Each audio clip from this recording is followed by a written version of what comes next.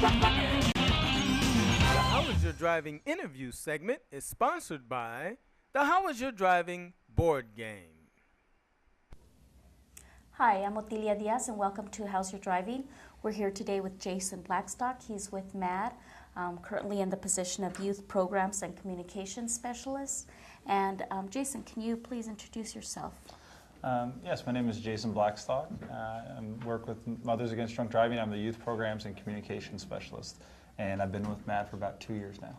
Okay, and what is it that you do specifically in your job? The majority of the time I spend going in and out of elementary, junior high, and high school classes, and even occasionally now we're working into college classes, college level classes, kind of educating on the dangers of impaired driving and the dangers of underage drinking.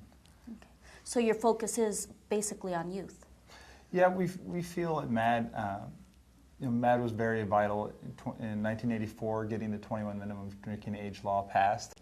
And since then, we've expanded our mission to include the prevention of underage drinking as part of one of our 3 missions. But we feel that if we could capture youth at a younger age, we can prevent them from making destructive decisions down the road.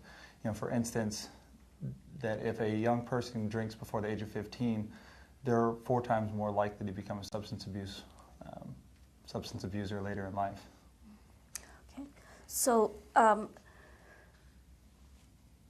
how does DUI relate to youth? Going back to that same statistic, we're seeing alcohol use with teenagers for the first time now at a little over 12 years old, 12.6 in the state of Arizona. And we really factor in that if they're going to be breaking the law and doing this destructive decision making at age 15, that's going to carry on. It's going to set that pattern. Those patterns are going to continue later on in life. And by the time they're 22, 23, they might very well could be full-blown alcoholics. And then we have to factor in the relation to impaired driving again. Has there been an increase in drinking and driving with youths, just statistically?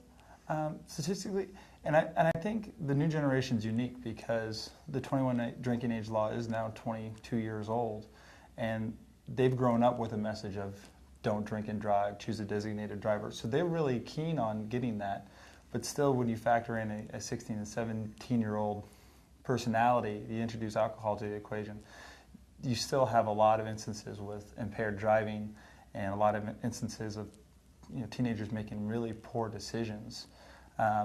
As for increase, I would say not so much as for impaired driving, but with underage drinking, there's been drastic increases in the last couple of years. Yeah, and I think one of the biggest factors is that, and most parents I talk to really aren't aware of how much has changed. Even I graduated high school in class of 1998, and how much has changed just in the 8 years since I've left high school. How many new products have been introduced, and how many new websites, and the differences between my generation and just the generation that's a little bit behind me. It's been drastic, and I don't think many parents are really keen on to what the differences have been. What type of educational programs do you offer?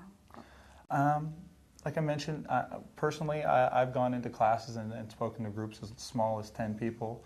I've gone in and taught school-wide assemblies where I've been in front of 1,700 kids in front of a stage.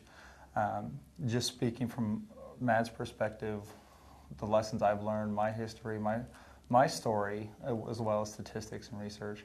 But we also offer programs such as Youth in Action, which is a way for kids to get involved with MAD and involved in their community to really assess the dangers and really what's out there as kind of an eye-opener. We also have a multimedia school assembly program that we introduce. We have it in Arizona generally about twice a year, and we come in their school-wide assemblies and their 3 large screens, and they're a lot of fun. They're a fun and easy way to introduce the dangers of underage drinking and destructive decision-making to groups as young as kindergarten. Get that message home early. How does one access your services or your educational programs? Well, for more information, feel free to visit us at www.mad.org/AZ. For more information about the school assembly program, they can visit schoolassembly.org. And if they ever have any questions, just if parents want to learn a little bit more as to what they should expect and to what really the warning signs, the adolescents and where the current trends are, feel free. My phone number and contact information is all on our website. And they're more than happy to give me a call anytime, and I'd be more than happy to talk to them. Thank you for joining us for How's Your Driving, and thank you for the useful information. Well, thank you for having me.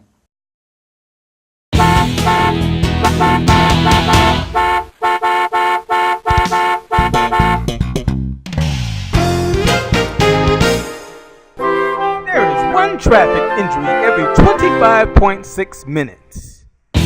How's Your Driving is hosted by Otilia Diaz. Tune in to How's Your Driving on Tuesdays at 7:30 and Saturdays at 3:30 p.m.